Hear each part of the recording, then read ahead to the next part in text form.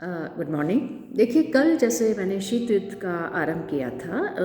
उस टॉपिक का मैंने आरंभ किया था कि शीत युद्ध का अर्थ जो कि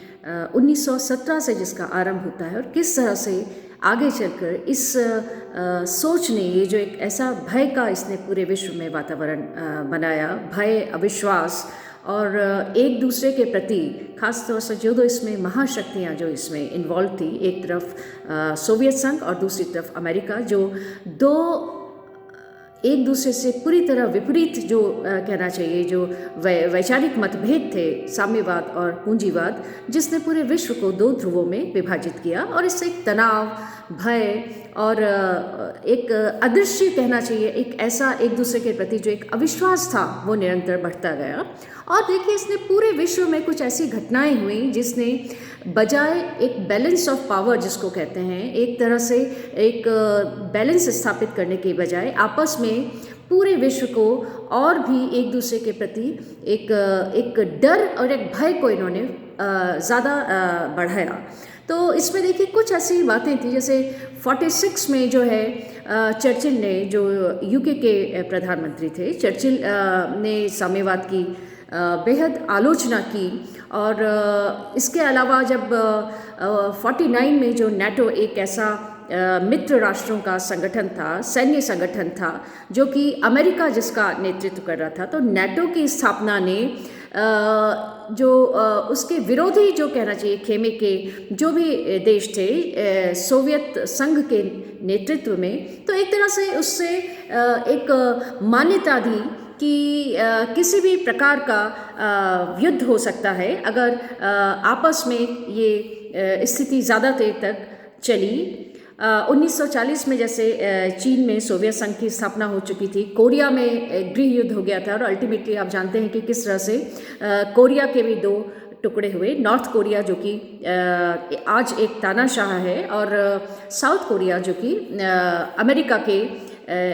प्रभाव में रहा काफ़ी। कोरिया संकट के अलावा देखिए इसमें जो है अफ़गानिस्तान, अगर 1970 में देखें कि सोवियत संघ ने की आर्मी फौज किस तरह से अफ़गानिस्तान में घुसी और वहाँ साम्यवाद का उन्होंने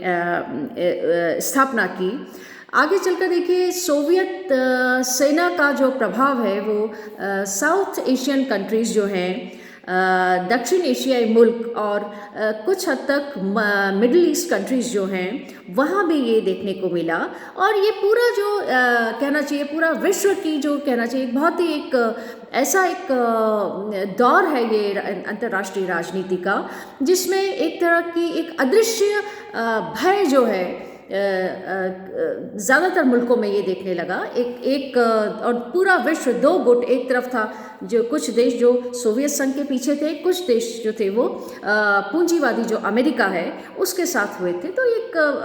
बहुत ही खराब एक स्थिति थी, एक दौर जो था विश्व राजनीति का, अंतर्राष्ट्रीय राजनीति का, ये बेहद ही चिंताजनक दौर रहा। और कैसे फिर 1991 में जब सोवियत संघ का विघटन हुआ, जो 16 ये राष्ट्र हुआ करते थे, ये आपस में एक दूसरे से स्वतंत्र हुए और आज ये सारे स्वतंत्र राष्ट्र हैं। तो 1991 से ऐसा माना जाता है कि ये शीत युद्ध का धीरे धीरे इसका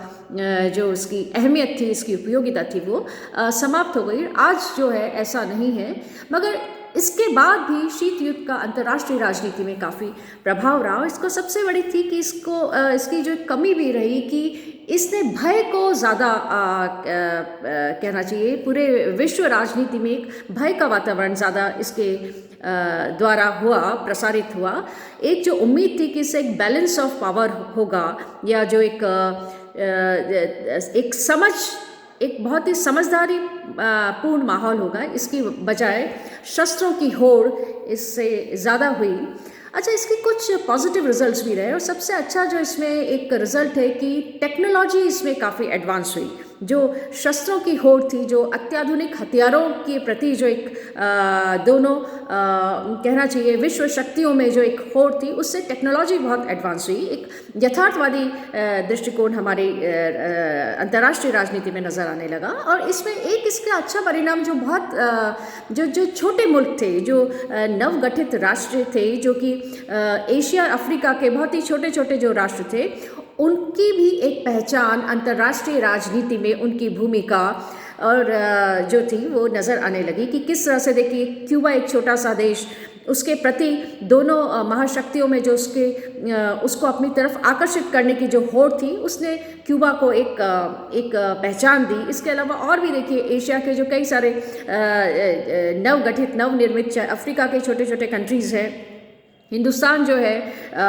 उसका एक अपना जिसे कहना चाहिए आगे चलकर उसने किस तरह से गुट निरपेक्ष आंदोलन का नेतृत्व किया। तो इसमें एक जो इसका एक पॉजिटिव जो रिजल्ट हम कह सकते हैं शीत युद्ध का, वो ये रहा कि जो नए जन्मे जो देश थे उन्हें एक मंच मिला, उन्हें एक मंच और उसमें हिंदुस्तान की एक भूमिका थी, और वो नैम जो था नॉन अलाइन मूवमेंट, उसने इस राजनीति को एक नया एक लेवल पर अंतर्राष्ट्रीय राजनीति को ये लेकर गए। Thank you.